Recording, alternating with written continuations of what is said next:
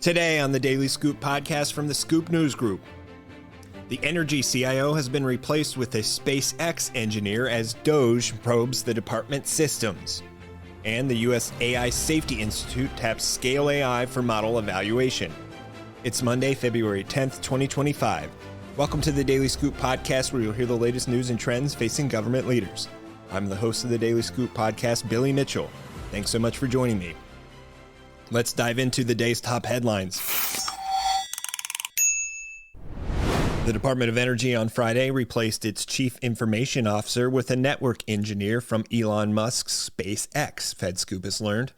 Don Zimmer, who'd been serving as energy CIO since Ann Duncan resigned from the role as the Biden administration left office, has been removed from the role by the department's leadership, two sources with direct knowledge of the move told FedScoop.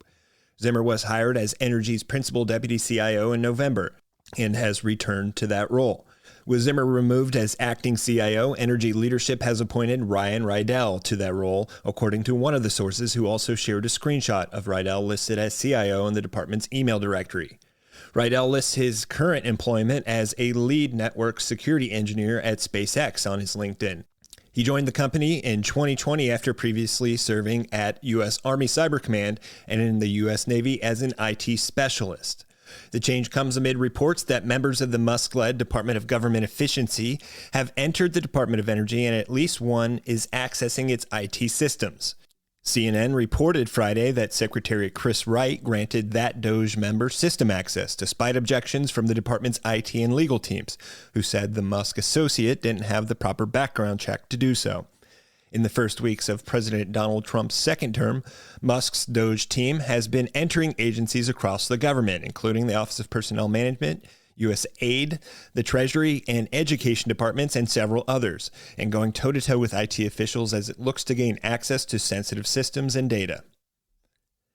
In other news, the U.S. AI Safety Institute has selected Scale AI as the first third-party evaluator authorized to assess AI models on its behalf, opening a new channel for testing.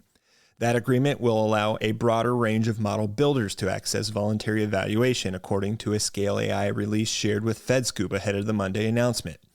Participating companies will be able to test their models once, and if they choose, share those results with AI safety institutes around the world.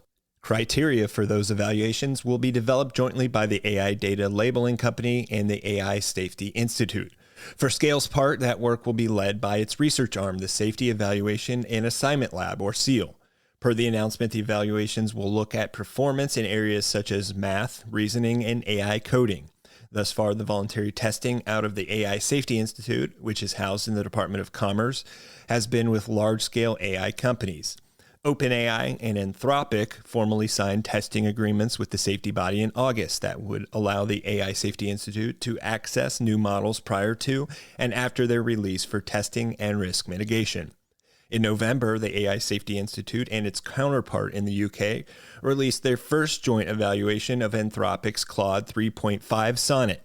In its announcement, Scale AI called the agreement a, quote, new phase in public-private sector collaboration, and highlighted the ability for companies to choose whether they want to share their test results with the AI Safety Institute.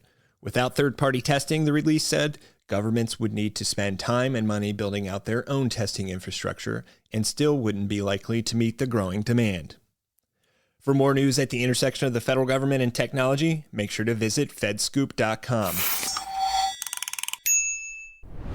The Daily Scoop podcast is available on all podcast platforms. If you've already rated the podcast on your platform of choice, thanks so much. High ratings and good reviews of the show help more people find it. The Daily Scoop podcast is a production of the Scoop News Group in Washington, D.C. Adam Butler and Carlin Fisher help put the show together, and the entire Scoop News Group team contributes. We'll be back next week with brand new episodes. Until then, I'm your host, Billy Mitchell. Thanks so much for listening.